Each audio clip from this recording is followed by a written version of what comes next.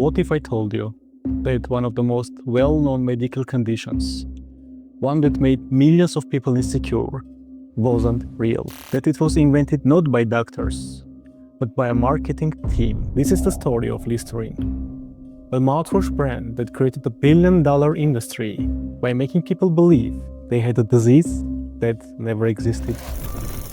In 1879, Dr. Joseph Lawrence, a chemist from St. Louis, developed Listerine as a surgical antiseptic for cleaning wounds and operating rooms. He named it after Joseph Lister, the British surgeon who pioneered antiseptic surgery.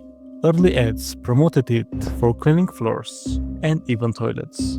Some historical sources suggest that it was marketed for washing away sexually transmitted infections, before today's treatments really existed. In the early 1900s, they suggested that dabbing Listerine under the arms could fight body odor. By the early 20th century, Listerine had been acquired by the Lambert Pharmacal Company, founded by Jordan Witt Lambert. Under his leadership, Listerine transitioned from a medical antiseptic to a consumer product. Initially marketed as a cure-all, before pivoting to oral hygiene, it had multiple uses, but no dominant one, until one of the most brilliant and arguably unethical marketing campaigns in history changed everything. In the 1920s, Listerine's creators realized they weren't making much money from hospitals. They pivoted, marketing it directly to consumers, and the halitosis campaign was born. Halitosis, a word that had existed in obscure medical texts, but was virtually unknown to the general public. She said that he had halitosis. She said that he said it's true of some girls too. Try Listerine, buy Listerine, keep breath fresh and clean with Listerine. Listerine's marketing team saw an opportunity. They didn't invent the word, but they gave it a new life, making it seem as a serious medical problem that could ruin your social life. Their message? If you had bad breath, you weren't just unhygienic, you were undesirable, unlovable, and even unemployable. Think about this for a second. Most people experience bad breath at some point. It's natural, a minor inconvenience at worst. But Listerine didn't just say that their product could help. They turned bad breath into a terrifying social curse. They created ads that made people paranoid. Even your closest friends won't tell you.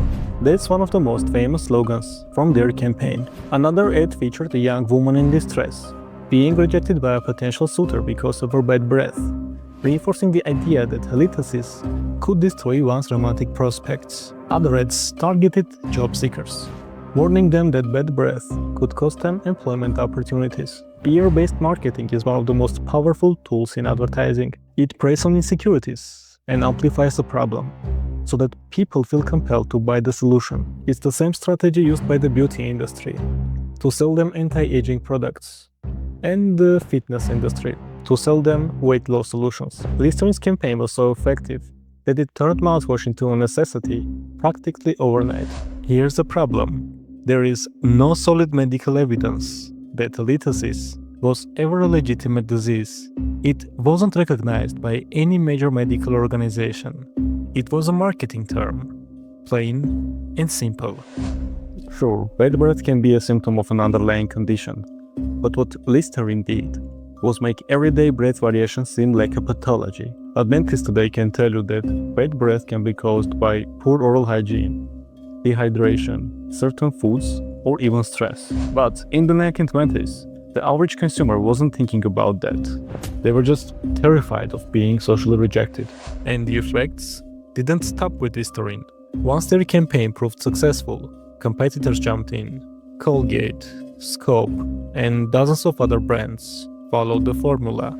Turn a minor issue into a major problem, then sell the cure. Darby, what words do you have for Listerine antiseptic? 2 times. 2 times what? 2 times longer. See, Listerine kills the germs that can cause bad breath, gives you clean breath that lasts 2 times longer than the leading sweet-tasting mouthwash. How many times longer than this? 2. 2. The entire oral care industry owes its existence to Listerine's marketing playbook. Think about this. Would we even have mouthwash shelves in every store today if Listerine hadn't created halitosis, would we be spending billions on fresh breath products every year if we weren't conditioned to fear bad breath?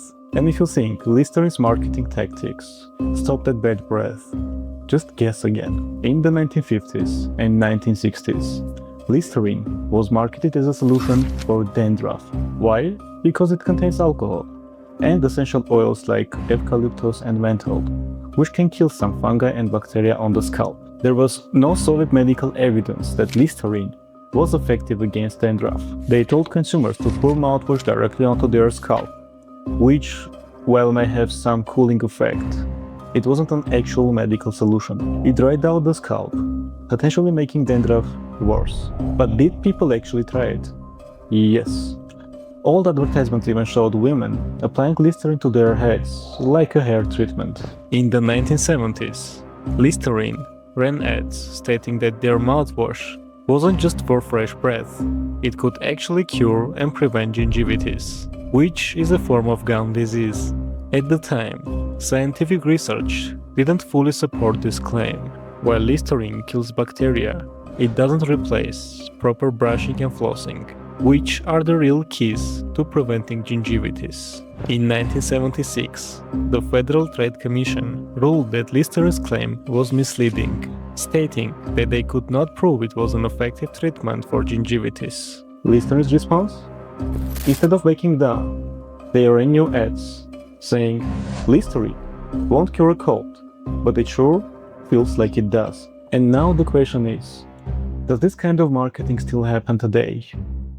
Of course it does. Listerine's genius, yet manipulative marketing power, set the stage for the modern advertising world. They kept throwing their product at every possible issue: floor cleaner, surgical antiseptic, deodorant, dandruff treatment, until they finally struck gold with halitosis. It's kind of funny but also revealing. After so many tries of finding the issue to a problem that didn't really exist, they created one that stuck. Every time you see an ad telling you that you need something you didn't even realize was a problem before, you are witnessing the same playbook in action.